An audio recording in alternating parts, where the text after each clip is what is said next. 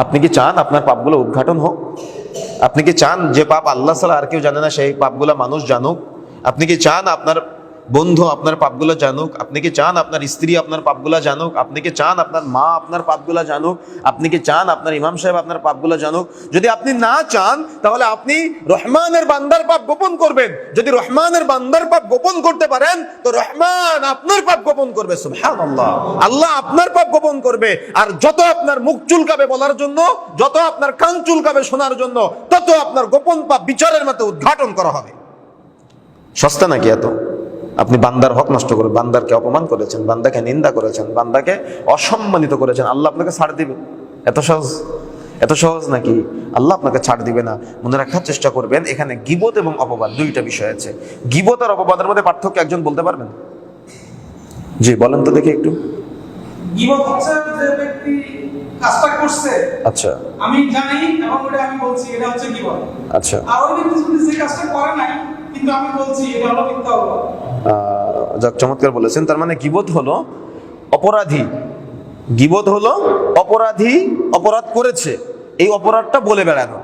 আর অপবাদ হলো অপরাধী অপরাধ করে নাই কিন্তু অপবাদ দিলাম, মিথ্যা অপবাদ দিলাম তার উপরে। আর গীবত মানে অপরাধ করেছে তারপরে বলা, অপরাধীকে নিয়ে বলা গীবত।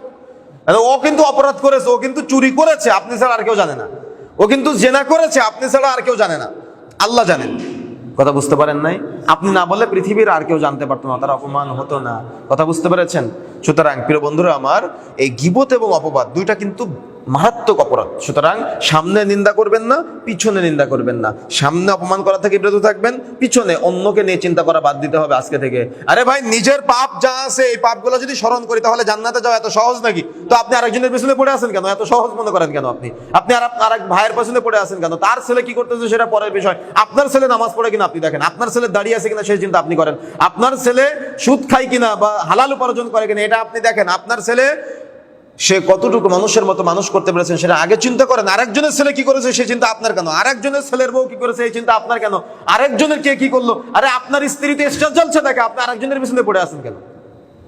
আপনার স্ত্রী এখনো পর্যন্ত বেগানা রাস্তায় ঘুরে বেড়ায়, বোরখা পরে না, বেপরদায় চলাফেরা করে, আপনার চিন্তা হয় না? ঘুম আসে কিভাবে? আপনার ঘুম আসার তো কথা না যে আমার স্ত্রী বেপরদায় চলে, আমি কি জান্নাত পাবো? আপনার তো ঘুম আসার কথা না, আপনি আরেকজনের পিছনে পড়ে আছেন কেন? কেন পড়ে আছেন আপনি? লজ্জা শরম লাগে না? সতর্ক হতে হবে, সাবধান হতে হবে।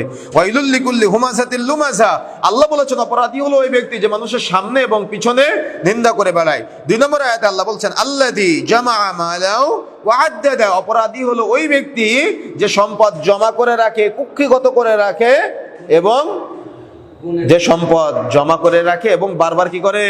গণনা করে।